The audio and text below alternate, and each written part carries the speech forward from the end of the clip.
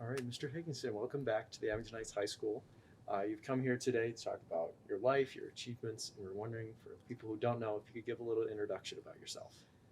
Well, my name is James Higginson. I'm a director and producer of films, and I worked for 30 years in Hollywood, mostly in the art departments. Um, and since finishing my career in Los Angeles, I've been living in Berlin, teaching at university, and creating my own projects. That's wonderful. And it's our understanding that you graduated from this high school in 1975. Yes, it was a few years ago, and I'm very excited to come back because as I'm walking the hallways and in the different rooms, I'm having memories of what happened with me and my friends back then. And it was a really special, very happy time for me, high school here in Abington.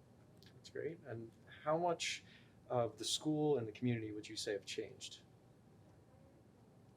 I think that it's changed quite a bit. Honestly, it's grown so much.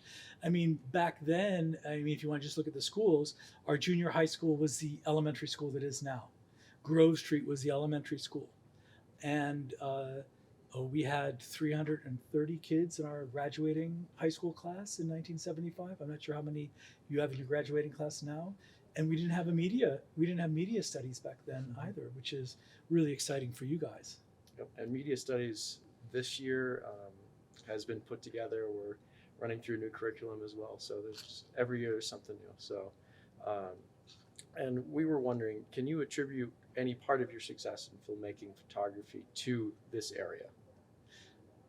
I think what I would attribute is my experience growing up and being here at this school, and the support the school gave me, and the understanding it gave me about um, getting out into the world and trying to make a difference. And specifically, one class, we had a class in English called "Man's Inhumanity to Man," that explored the problems in societies around the world where men and man were doing things that were harmful to other men and men, and were not respecting the humanity that is inherent in all of our lives. And I think this really strongly affected me to want to do something in my life that was going to improve the situations and help give voice to those that may suffer or those that don't have a voice. That's wonderful. And part of that from your speeches today, we know that you went to Penn State. Mm. And would you be able to describe your experience going through college and how that changed your life? For me, it was, again, one of my more exciting times. I loved Penn State. I was in a biology program, but I explored all the different possibilities. And I was in a fraternity, and it was my first time really being away from home. I loved it. I love school. I mean, you could say there's a smell of the university campus. I mean, I can remember like 10 years after being at Penn State, I was on a university campus in Los Angeles, and it was like, it was for a night school class or something, and I just wanted to take like Italian or something like this, and I remember walking in on the campus and saying, "Wow, it smells like a university." And I don't even know what that means. I mean, that's crazy, but maybe there's just some type of an aura of so many people coming together for the idea of academic learning and exchanging of ideas and social community activism and things like this that I really enjoyed. Hmm. And with the college experience, you graduated with a degree in marine biology, and there's something there that made you jump ship into arts. And was there a defining moment, if maybe not a single moment, but is there a reason that you decided to explore the arts? Well, when I was at Penn State for my electives, I took a class in art. And at the end of the semester, the teacher asked me what my major was. And I said, biology, I'm graduating. And she said, kid, you're in the wrong major. And then I thought about that and said, well, I've always wanted to be an artist. I really did.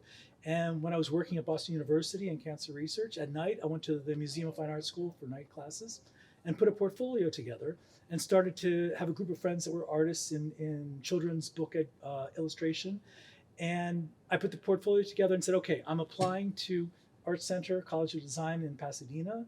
And if I get in, I'm leaving my job and starting over and going back to school for art. And I did. And it was like they saw the potential, I guess.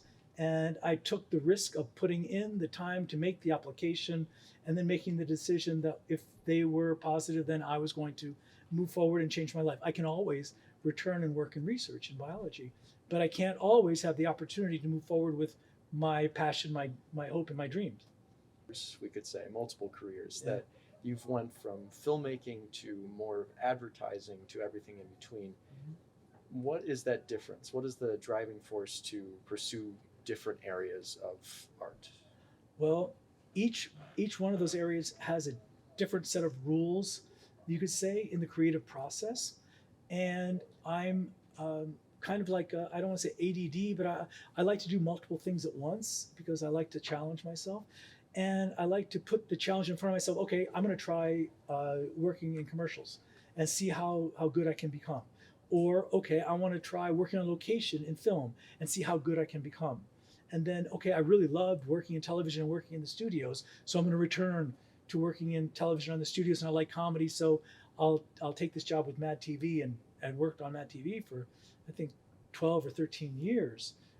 That was wonderful. It was just really so much fun. I love comedy, and even though none of my work is comedic, you know, my own personal work is either documentary or quite serious, and we could say artistically metaphoric. You know? Yeah, definitely. And from there, you've spoken a lot about Berlin today. And how did that lead you to Berlin? When I made my first trip to Berlin when I was a junior at Abington Heights with the German class. And after that experience, I said, someday I want to live in Europe. I want to live in Germany or in Europe. And so when I was working in Hollywood on the off season, I would travel and take my artwork. And I started doing prints and printing my photography in Germany, in Berlin specifically.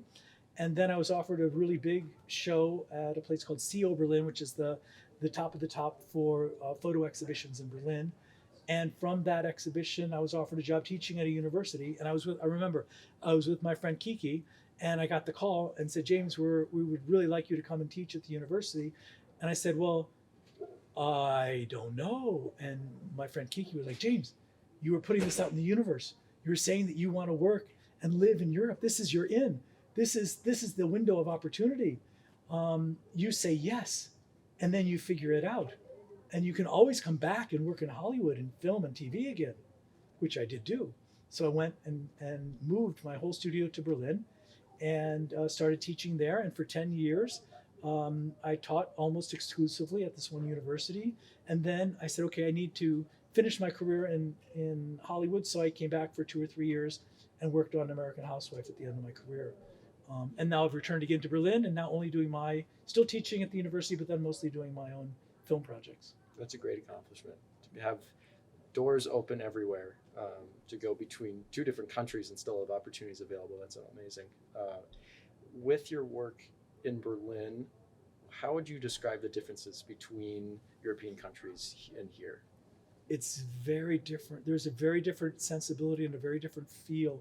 One of the things I was attracted to Berlin was because Berlin reminded me, it's the same climate as Pennsylvania, and it reminded me of living in Clark Summit back in the 60s and early 70s. Mm-hmm. This feeling, almost a security, a naivete, and a wholesomeness, I would say. In some ways, there's that area of Berlin. I mean, Berlin is known as being, extremely avant-garde and an artist's mecca. But I also saw the landscape and the lakes and the countryside to be very relaxing and settling, as much as I found the areas around Clark Summit. I mean, we would go fishing in the lakes around here when I was a little kid, camp out overnight and go fish, sneak under the fence and go fishing at the lakes and go up to a Wallenpaupack pack and and I don't know if the kids still do that without parental supervision today. It's a different way of living, and I found that lifestyle still evident in Germany. It sounds similar but different in the best ways possible. Yeah. So, and to jump topics a little bit, today a big group of students were able to watch your short film, and we were wondering if you could give some insight about how that film was made, what the overall message behind it is. Well, I don't know if we have enough time, a few hours to give you all of my personal insights. I can go on, but I think the film was made to give voice to a group of people that may be the last generation to suffer from the severe emotional and physical effects of leprosy. And to me, when I first met them, they touched my heart and soul in a way that motivated me to want to do something to help them further and to help other people that may suffer from this disease, because the medications are out there to cure this disease, and there's no reason that it can't be. And the shunning is not necessary any longer. So the motivation to create the film was that from them, the patients themselves, and then the idea that looking at disabilities, you could say, and the disabled. It'll be 8 years ago, I was paralyzed from the chest down. Okay, I had a thing called GBS, Guillain-Barré syndrome. And for 4 months, I was immobilized, and I had to learn how to walk again. And I lost all the muscle mass of my body and had to gain that back to where I'm like 92% back to normal. It gave me a clear insight into into difficulties that disabled have, and made me much more sensitive and a deeper understanding of support, to want to give support to those with disabilities. So this film as well, the people that are in the film have physical disabilities, and hopefully this is going to be useful to the NGOs around the world. I'm taking the Impact Campaign from India now to France with the premiere next year, and then hopefully to Brazil and to America and to Korea and Australia later in the year. And we'll be able to help them raise awareness so that they can get more support, so we can actually end leprosy in our lifetime. That's wonderful. And with that, is there a difference between a standard documentary and your film? Well, my film is, yes, because it's a documentary hybrid, meaning at the very end, I include a scene where I have an actor who is not a part of the documentary, but he is relating the messages that are necessary to tie the film together as one of the voiceover characters. And this is a little bit of a risk, but I think it's something that is really prevalent today in blending or softening this boundary between straight documentary and scripted filmmaking. And we see reenactment happening a lot in documentaries. And I understand, I mean, I want to be respectful to the genre of documentary, but I also want to make a heartfelt, soulful film that is going to touch the people that see it. And after personally watching that with this group of students, we can all say that it was incredibly well done and brought light to a subject matter that is not often seen, especially in today's world. So it was truly incredible. And with your experience in filmmaking and advertising art as a whole, we're all wondering, is there any advice that you would be willing to give students who are looking into art of any kind? Yeah, well, first, thank you very much. And it was an absolutely wonderful experience, and I was so impressed with the engagement between the students and the questions and the excitement. And what I try to transfer to all of the students in the university and here, and anyone that I'm speaking with from the younger generation, is find your voice. Find what matters to you. Bring that to the public. You have a voice and you have a way of creating that's unique to you. You are special, and you have the ability to influence others and to help make this a better world. So take that power, take that energy, and create. And don't take no. Don't take reasons to not be successful. Don't take reasons not to make your vision and your dreams come true.